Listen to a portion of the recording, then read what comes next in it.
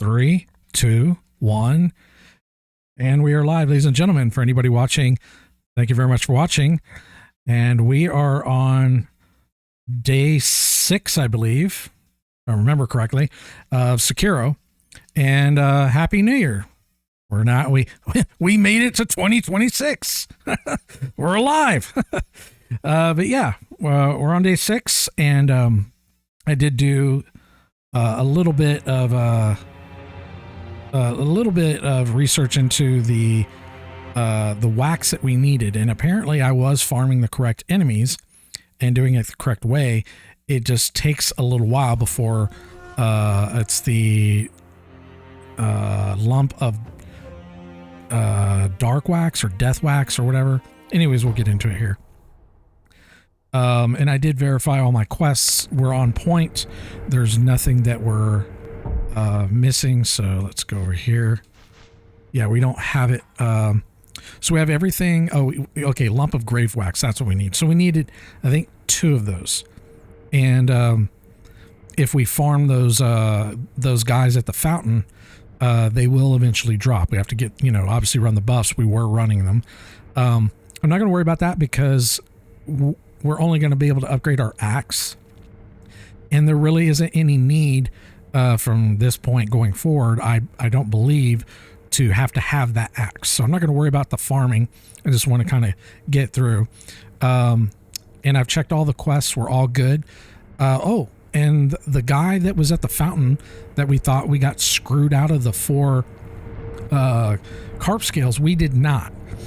There's a lot of, I hate to call it misinformation online in regards to the specifics of quests and what order and who and when you need to talk to, because it seems like almost every quest I've gone to look up has given me wrong information. Like, I would say like 3/4 of the time the information is wrong, but not always. So I've been taking notes so that way when I go back excuse me, to replay, there's only just a couple of key points in the game that you need to make sure you do in a specific order and at a specific point in time so you don't screw yourself, but there aren't very many.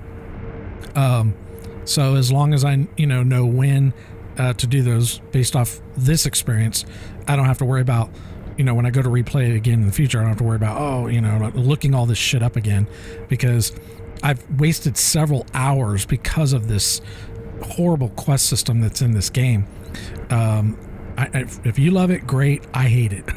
I hate it more than the other games, because the other games, with the exception of like maybe Elden Ring, because Elden Ring starts to do the same shit, but you don't have to do the quests in order to get certain like items or things like that, or even like similar endings. Like, for example, we're doing the Dragon Return ending, but it doesn't really, all we're getting is a different ending in regards to the cinematics. But as far as the bosses and the enemies and the path that we go, that doesn't change. And that's what I'm more concerned about, because at the end of the day, I can watch the endings on a YouTube video. It's not really that important to me.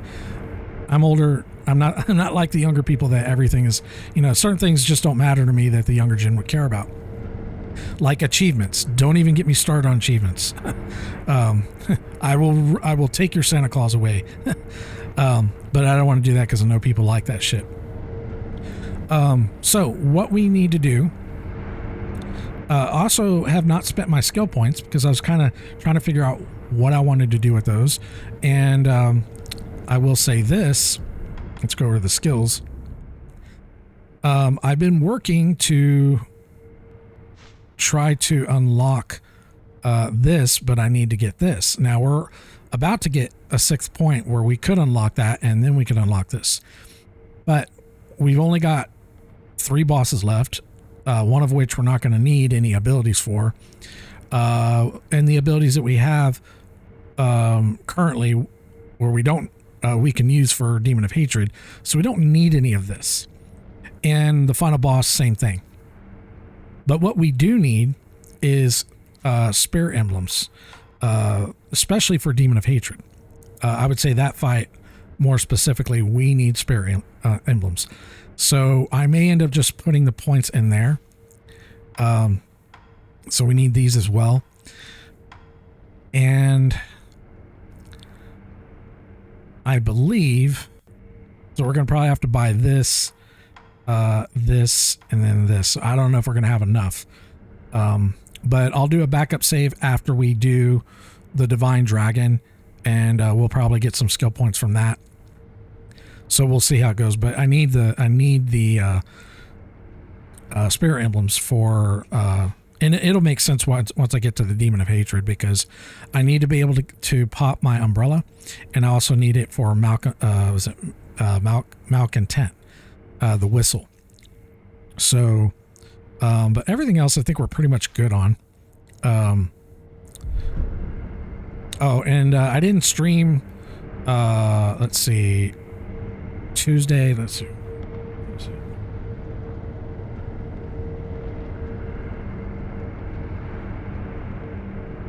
Yeah, Tuesday or Wednesday. I've been working on my game rig, and it's up and running. Got most of the testing done or whatever. My main game rig, because the system I'm playing on right now is my home theater machine, and it's running really, really fucking good. But I still need to do a little bit more testing.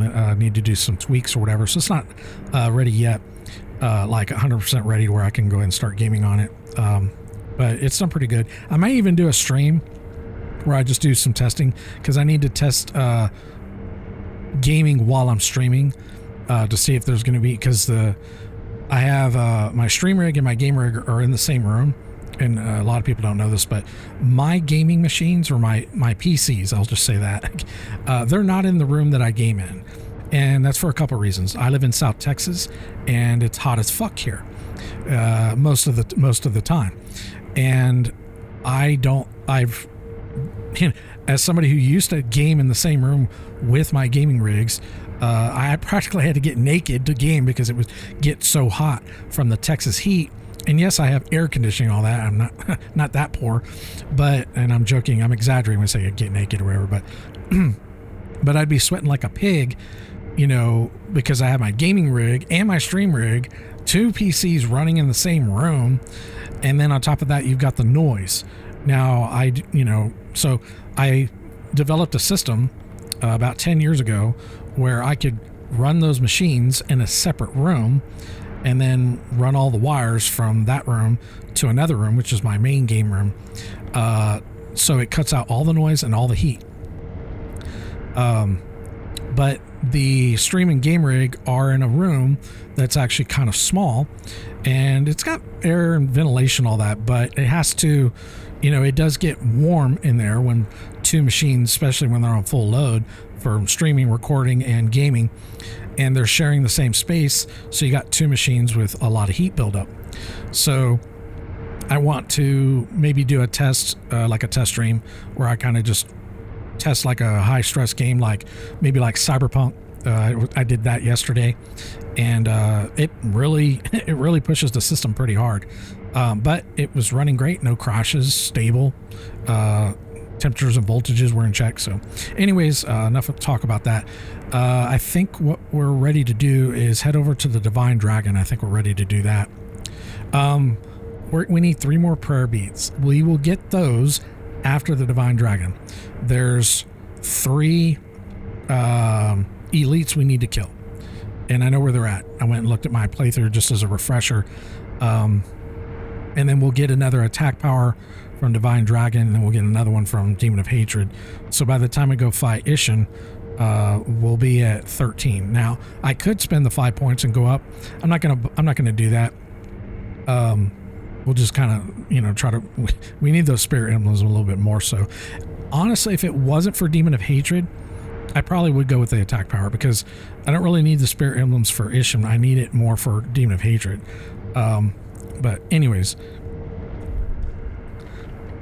let's see. We need to warp to Fountain Palace. We're here. Now, I do somewhat remember this fight, but not exactly. No, it's more of like a gimmick fight. Do we still have the... Okay, we don't. Okay.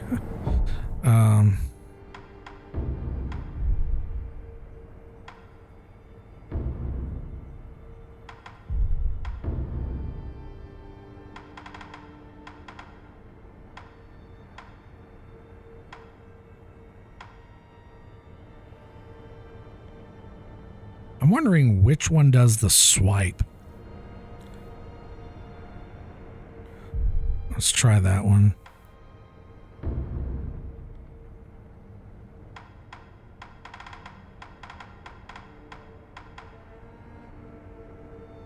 Oh, I might actually be able to use the umbrella.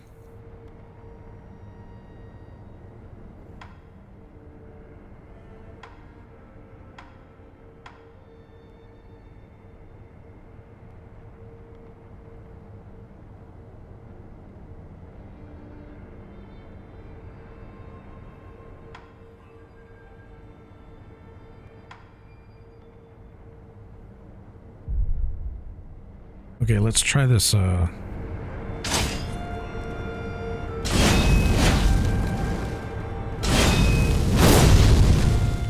that might work.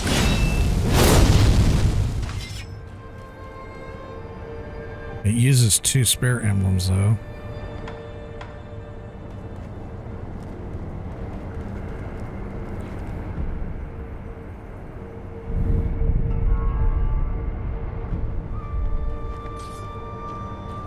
Okay. Let's talk to her.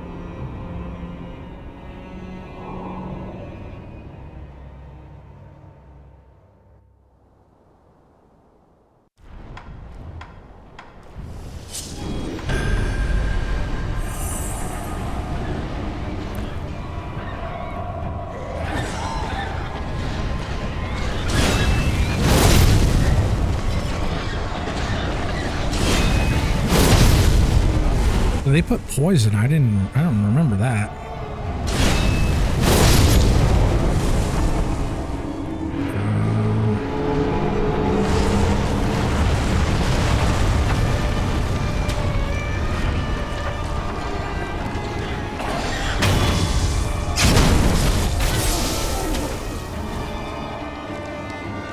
Oh, you have to kill the master. Okay, we got lucky with that. Oh. Oh, they came back.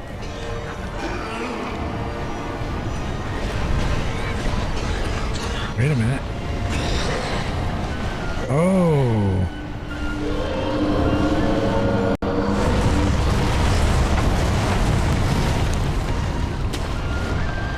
Okay.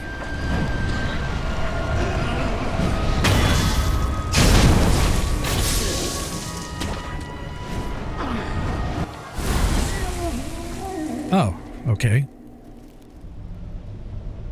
I think that's kind of like Pinwheel. You find the right one, you kill them, and then they all die.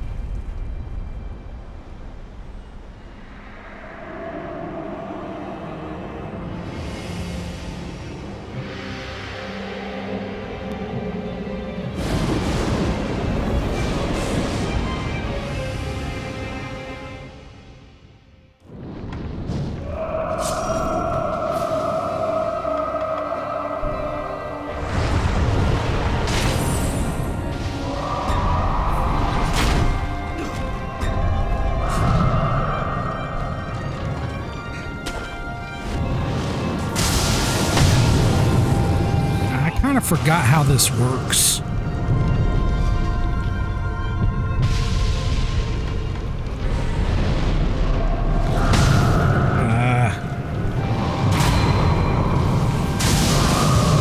Okay, there we go. That's how it works. Okay.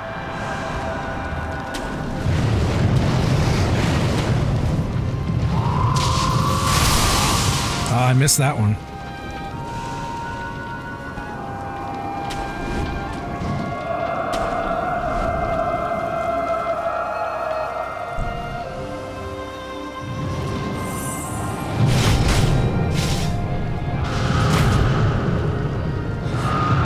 Okay, missed that.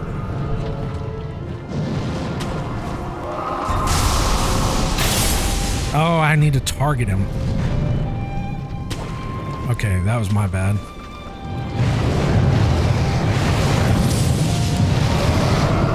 Whoa, whoa, what is this? I don't remember that.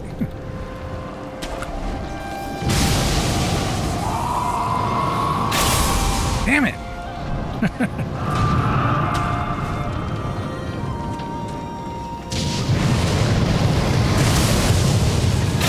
Okay, we got him targeted that time.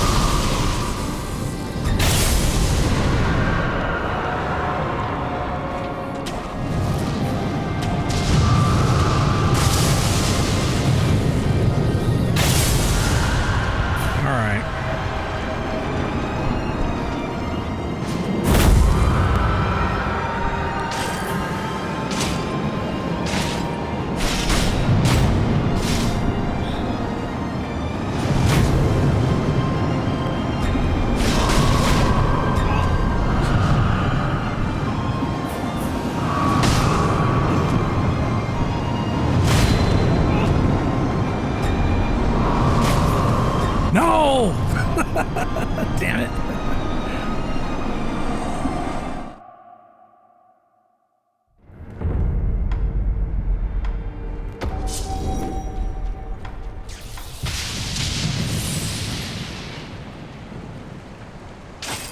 Let's take off the shurikens. We don't need those.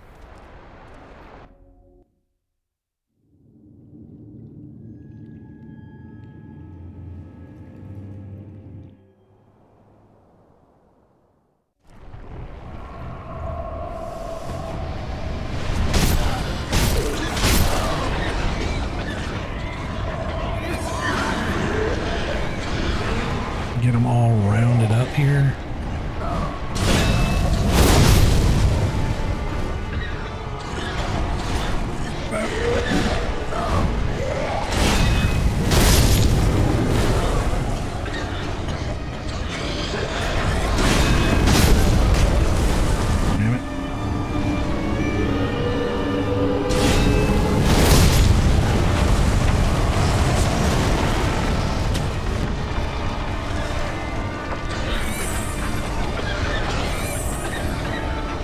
Alright, which one of you fuckers?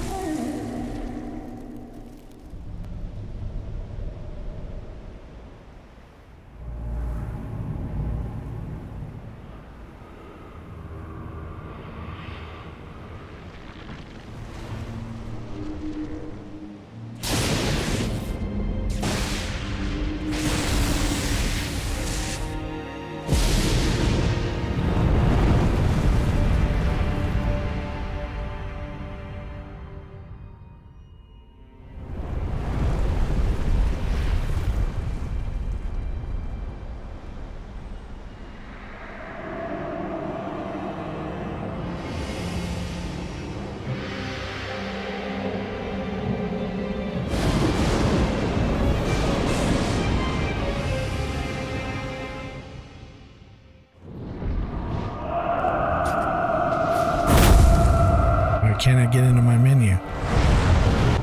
Thank you. Let me in my menu, please.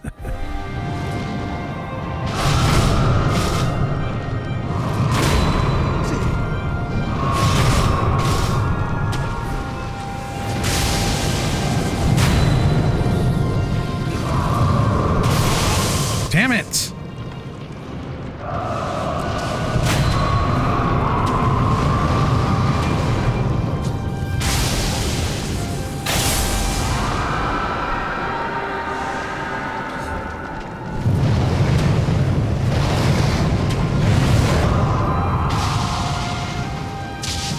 Hey!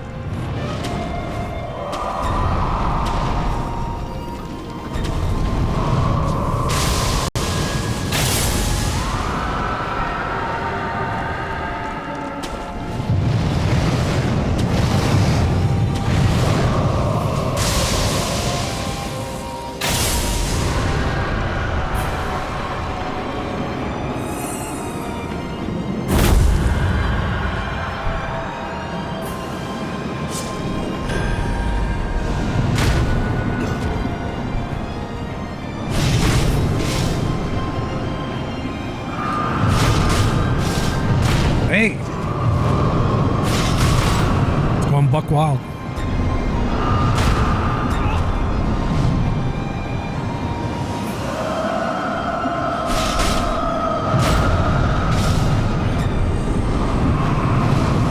Hey!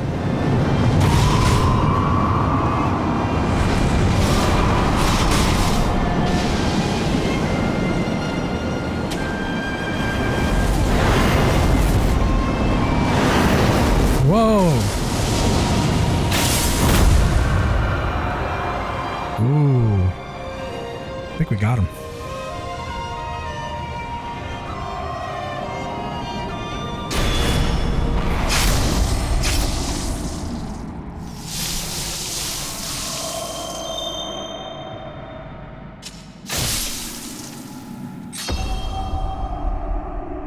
And now we can do the Dragon Returns ending.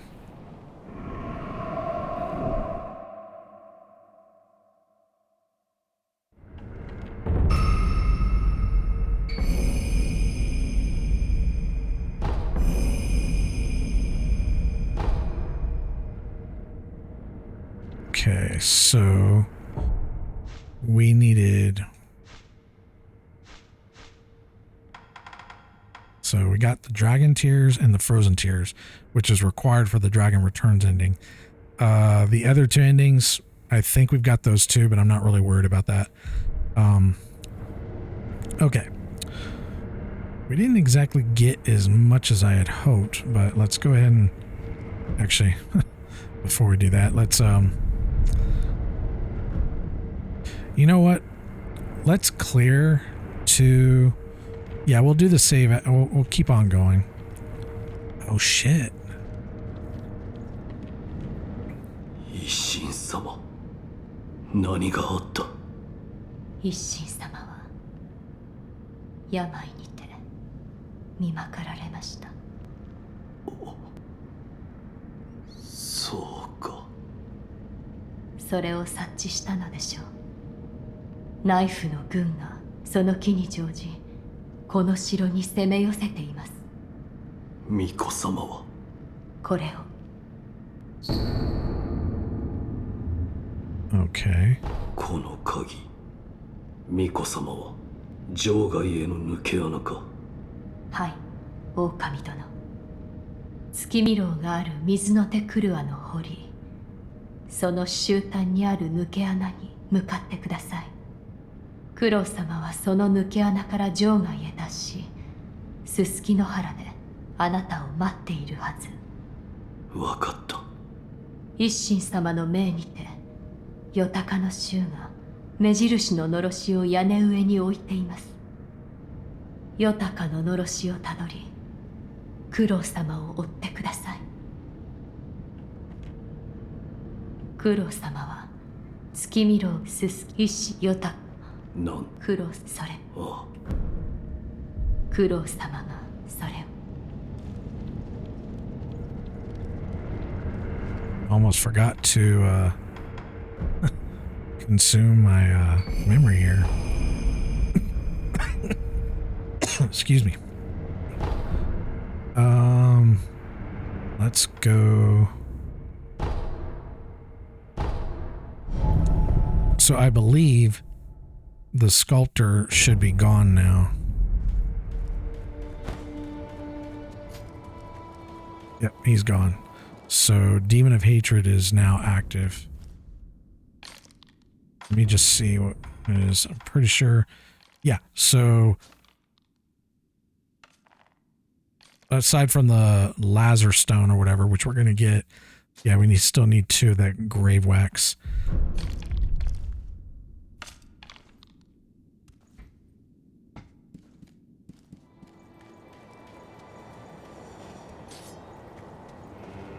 To始まったな。アシナ一心が言ってライフ型の大進行だ。アシナはもう持たぬだろうよ。さて、俺もいよいよ潮時だが、旦那、まだ商いが必要かね。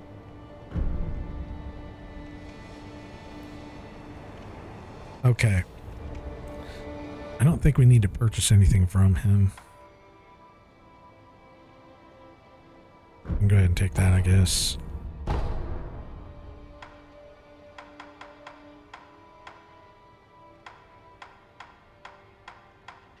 Too bad you don't sell grave wax. I would buy it. じゃあな、旦那。I don't think we can talk to that woman.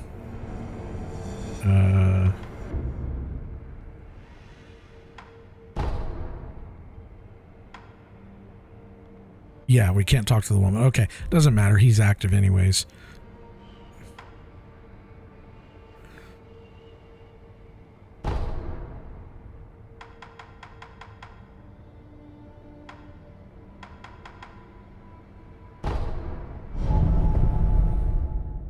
So I was thinking about doing a second playthrough after doing this first one. And now that my game rig is near complete, I think I'm going to not do that and play some other games. 2 games that have been on my list to wanting to play, but I've been holding off until I got my game rig back up and running, was Stellar Blade and Expedition 33. And I do want to revisit First Berserker Kazan as well. So, if all the testing goes well and everything, I'll probably move on. But it's a good thing because I don't feel at all burned out by Sekiro, and that means I'd be happy to return to it fairly soon. Whereas like Elden Ring, I played it so much, like if I don't ever have to launch Elden Ring again, I'm okay with that. I haven't heard of those besides Expedition 33. Stellar Blade, you haven't heard of Stellar Blade? That's a super popular game. I haven't played it, but everybody raves about it. It's kind of like, wow, okay, yeah, check it out. Well, I'm not saying you're going to like it, but yeah, just check it out. It's kind of like a modern day Nier Automata. I wouldn't call it a remake. It's its own thing, but it's very similar. And then First Berserker Kazan, you know, I don't want to presume what you would like and what you wouldn't like, but if you like Sekiro, you should check out First Berserker Kazan.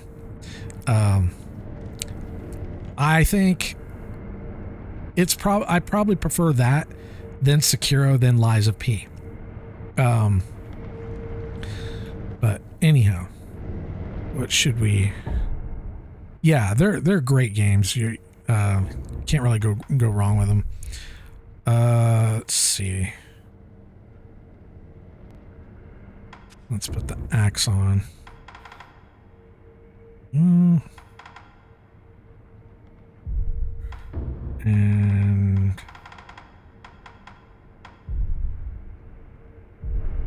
what do we have for our combat arts? Yeah, we'll go with that. Yeah, Happy New Year, man. We're alive. Another year. Okay, can't go out that way. Pretty sure there's an exit here.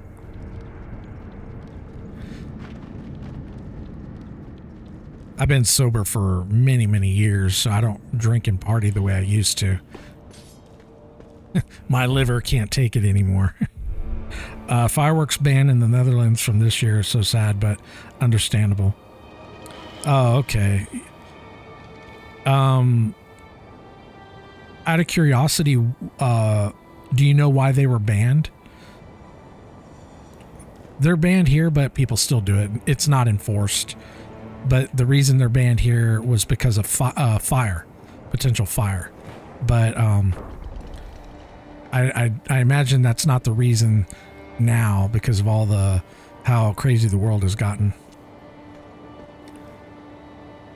People misused it all the time, like blowing things up with illegal. Yep, that's kind of what I thought. Yep.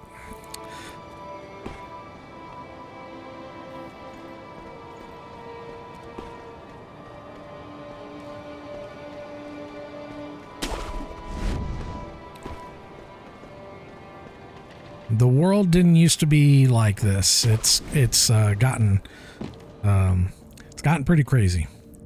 Then people shooting each other with Roman candles. Yeah. You know, when I was a kid, and the cops can't handle it, and neither could the fire department or hospitals. Yeah, it makes perfect sense. I get it. It's completely crazy. Yeah, when I was a kid, my generation, we were like the most retarded kids ever. And we would just do just really, really stupid shit. So we used to go out and, take a lot of recreational drugs. And we had this field that we used to hang out at. And during celebrations and things like that with fireworks, we would get PVC pipe and cut it to about, maybe 2 feet. And we would buy bottle rockets, and we'd run around the field having wars against each other, shooting each other with bottle rockets. Yeah, I know.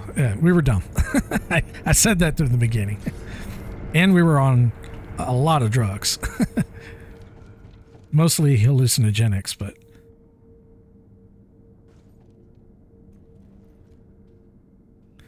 Now, I don't have stealth, but... Okay, that works. That's awesome, man. That's like a musket version shooting at each other with Roman candles. Yeah. Exactly. But the only thing that you really, looking back on it now, the only real concern, I think, with doing what we did, because it was really stupid, is maybe getting hit in the face. Like maybe get like an eye or something like that. That didn't happen.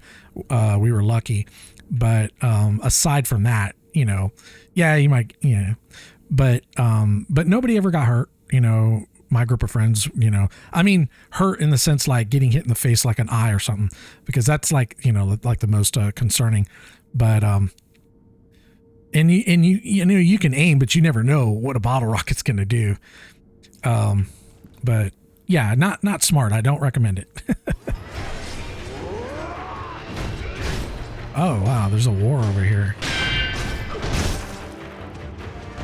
Well, I actually don't think I need to mess with those. We need to go up because there's an elite that we need to fight. Oh, actually, wait a minute. It might be a good idea to do this.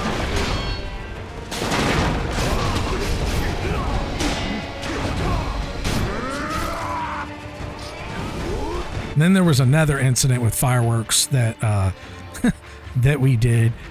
I don't think I should tell that story because that story, it didn't go so well. I mean, we got very lucky. We were really retarded as kids. I honestly don't even know how we survived. We shouldn't have.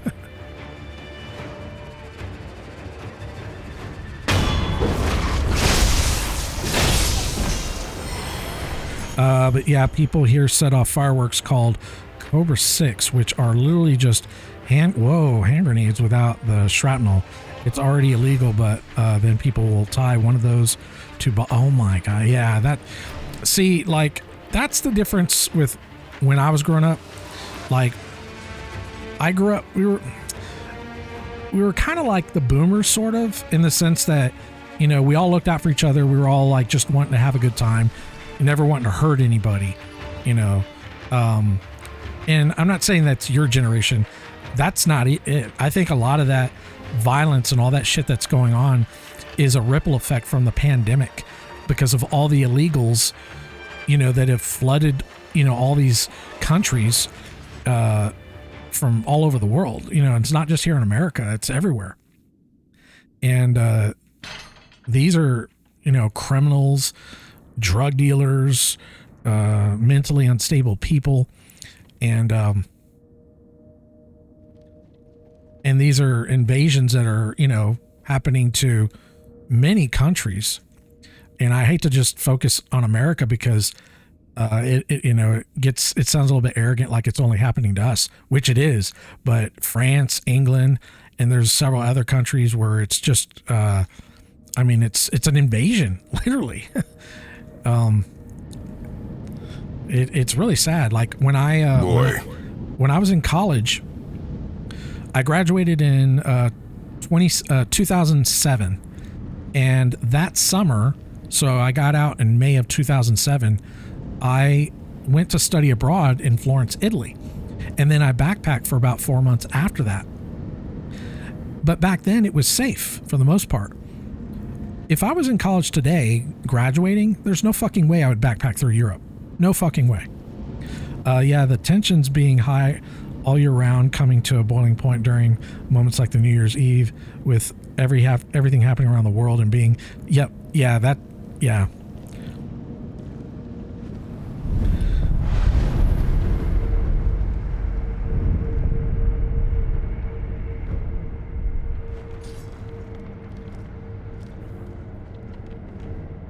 I know there's an enemy we have to fight. Wait, maybe it's the other way.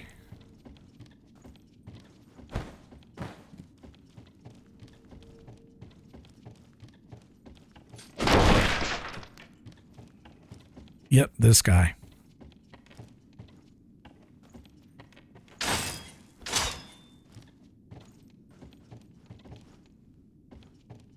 I don't think we can sneak up on him.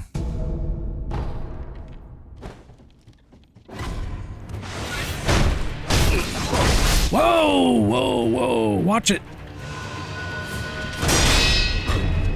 Hey, hey, hey, hey, hey.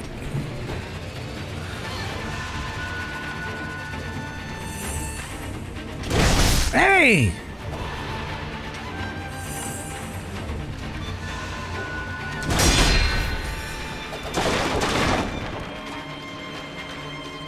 This guy's not fucking around.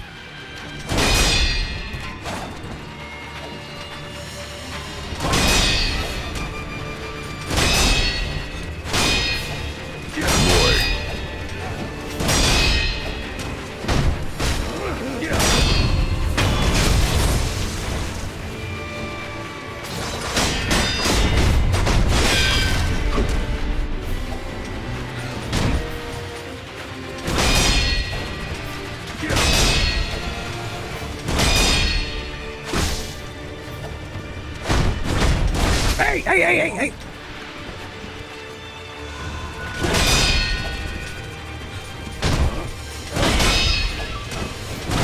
No! Don't kill me.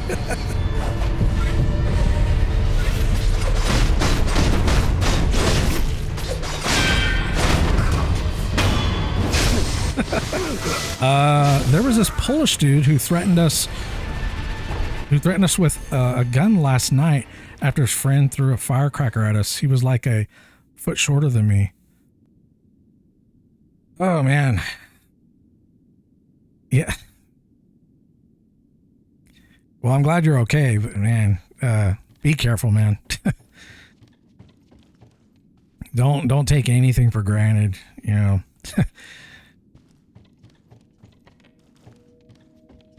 I don't really, I'm just going to be honest, and I don't really mean this to sound arrogant or anything, but I do not know how I survived my youth. I really don't.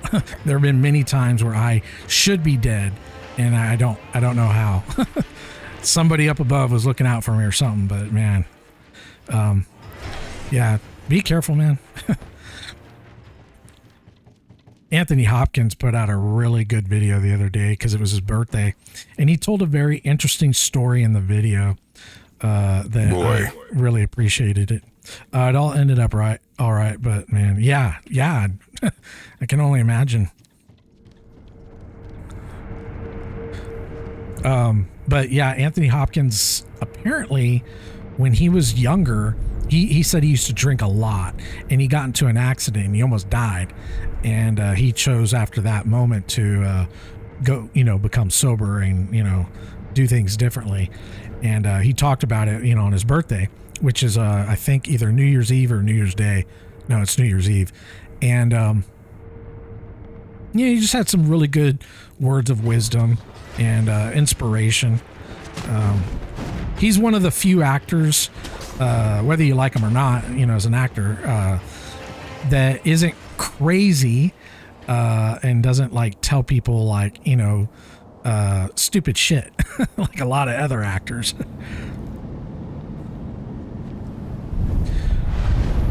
Okay, so I think that we've got that. I think we can head down now.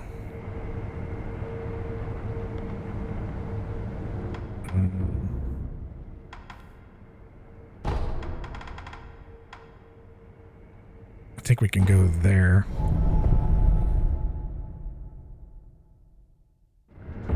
Life is like a Souls game. Everything's trying to kill you.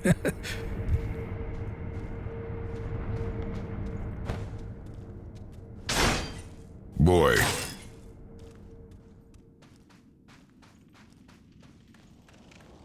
Okay, we can't go that way. No, I mean, I live alone, and I'm pretty much like, my family, it's a little complicated, but it's all right. I'm not offended or anything like that, but most of my family has passed on. The few family members that I do have, they're not exactly, they're not very kind people. And life is short, and I prefer to be around people that I can trust and that, are going to treat me with respect and kindness. And the few that are still around, they've got some problems, and I prefer just not to engage with that. But I've learned the power of forgiveness, and I don't hold grudges. There was a time when I did, but I've tried to learn, to be a little bit more forgiving. I wonder. I guess we have to scale down from the top. So my father passed away in 2003 when I was in college, and my mother, I haven't spoken to her for like 30 years. She's got some serious mental health issues, so she's not really somebody that, even if I wanted to have a relationship with her, she wouldn't want to have a relationship, because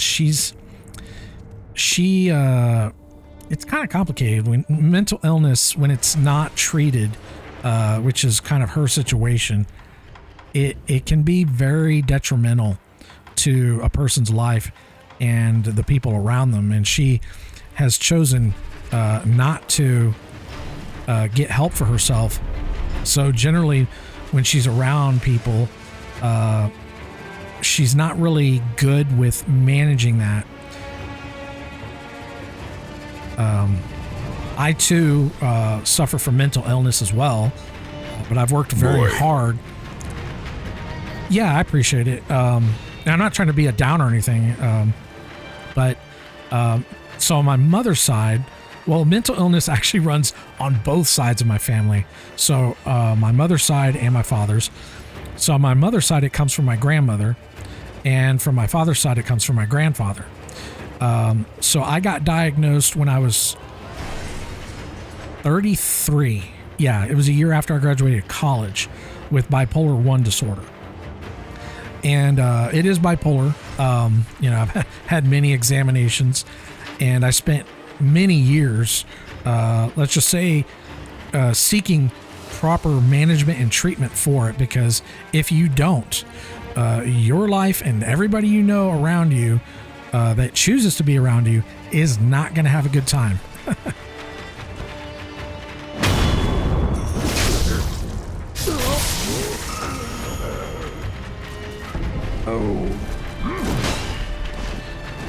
And usually, like, if I'm feeling bad, I don't, I'd take some time off, streaming or whatever.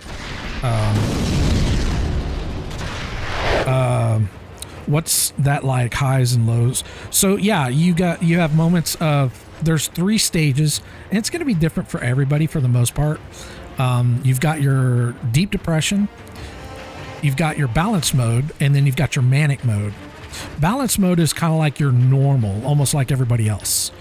And then manic mode is like your high, like you just took the best drugs of your life and you're feeling good, and you're just, kind of, wacky. And the depressive episodes are like very dark, like, just pull you into the worst, down moment that, you can think of. I like to use analogies to sometimes express what it's like. So the depressive episodes are like you're in quicksand and you're just like swimming to try to, or you're in the ocean and you're trying to swim to the top and you're drowning. And then the manic episodes, you're like, Jesus Christ, like you're walking on water, and the balance is like, normal. And I used to take medication for it, and I did that for 5-6 years, and then I decided to stop and focus more on diet, exercise, and just making serious life changes. So diet, drinking water, exercise, cutting out people that are just not good for my mental health. Even stop listening to certain music that I really used to like, because certain music would kind of pull me into that dark place. Any books that I may read or whatever.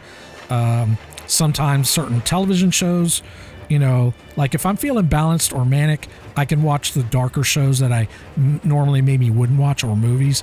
But if I'm feeling like really bad, I don't go there, because it doesn't help at all. Nihilism is not good, and you always need to look to the light and try to, be positive, and every day you get out of bed, every day's a fight. And there's something that is kind of interesting that never really bothered me that much, but I knew I had friends that it did bother. Is there are people who are not mentally ill. Some of them are, and they don't believe in it. They think mental illness is bullshit. Like Andrew Tate, for example. So I don't have any issues with Andrew Tate. I actually think he's kind of funny. But he has this belief that mental illness is not real. Like, he just doesn't believe in it. He doesn't believe that depression exists, that it's not real. And for somebody who does suffer from it, there are people that would get angry with him on his perspective and viewpoint. I don't. In fact, I actually feel the opposite. I'm glad he doesn't know what it's like, because it's a level of discomfort and or pain that I wouldn't wish on my worst enemy. So I'm glad he doesn't know. And not just him, but other people. But it can be offensive. It can be offensive, though, to others who are mentally ill. When they hear that, they're like, they get triggered, they get angry, like, fuck you, you don't know what it's like, you know? And I never was really like that, you know, that pissed off. I mean, a little bit agitated and irritated in the beginning when I was learning about it. But then after I kind of went through all the, you know, many years of counseling and, you know, coping skills and all that, I just realized, good, I'm glad they don't know what it's like. I wouldn't wish it on anybody. It's a horrible thing. You know, I'm not going to get mad because that's his perspective. He's allowed to have his opinion. Oh.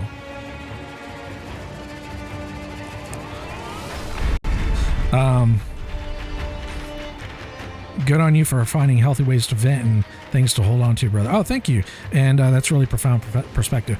Yeah, I'm not like, I mean, I'm not like the person to really seek for advice on things, but I've been through many years of this bullshit. And if somebody needs a little advice, I can try to do my best to, you know, give my 2 cents. Oh, what is this?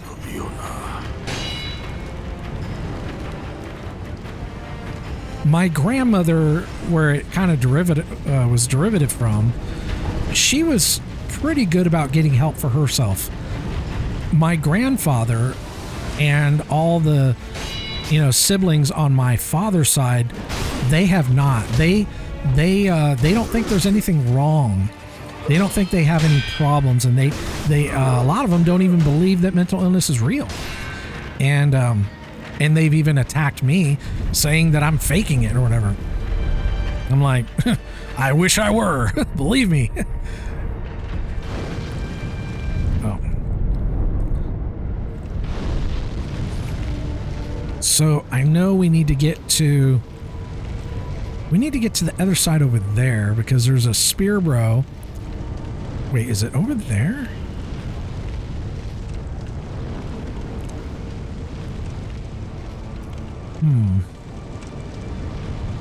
Boy. What could you ever hope to gain from faking it? I know, right?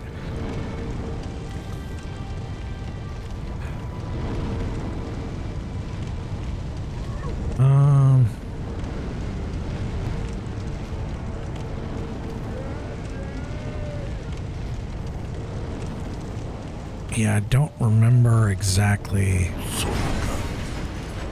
Maybe we go down here? I don't know.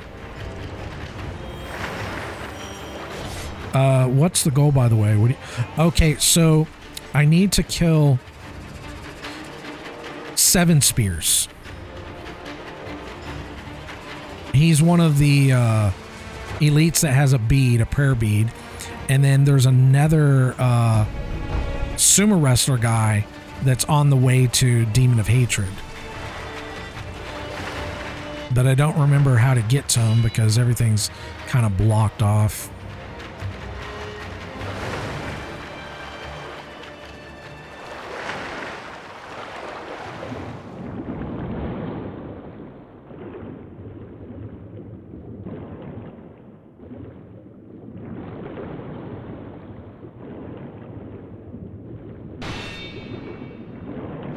Did you fight the guy close to where you first found the snake back near the beginning?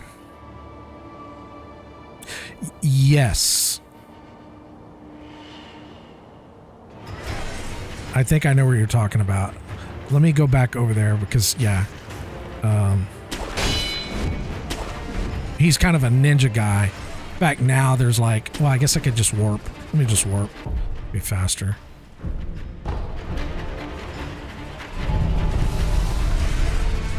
I won't lie, I kind of did cheese that guy a bit at the time. I think I was doing him too early. I'll show when I get over there. Let's see.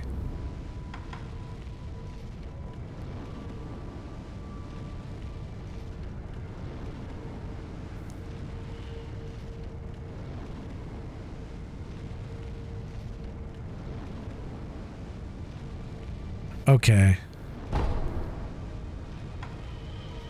So we know we don't go there.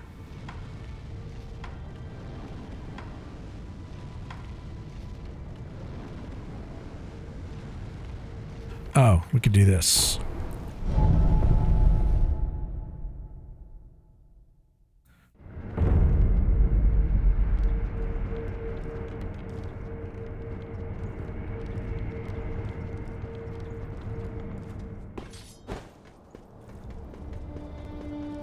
So over here,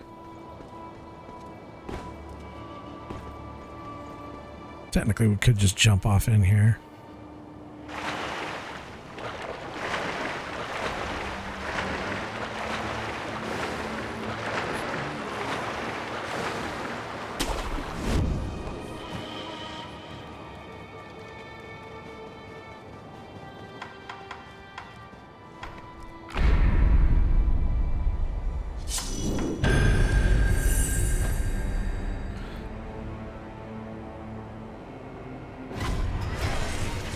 Monkeys. I gotta be careful because there's the white monkeys, which I don't really want to engage with those. Oh.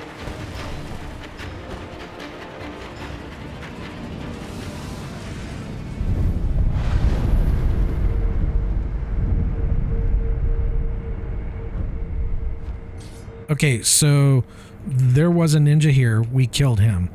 And I'll tell you how I cheesed him real quick. So I basically ran him around, waited for him to jump, and then when he would land, I would get, you know, a couple of attacks in, run, and just keep repeating that.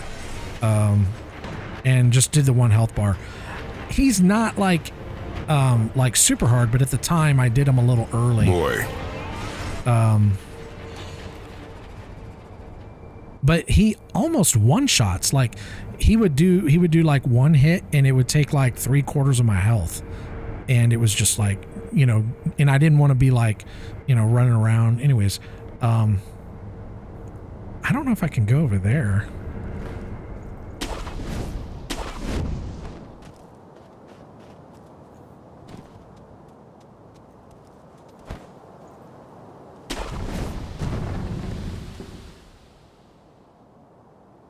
Okay, let's see if we can do that.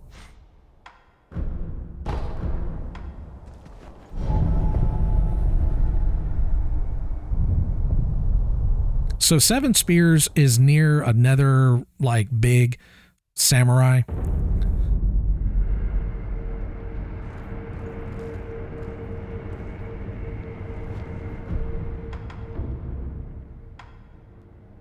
Yeah.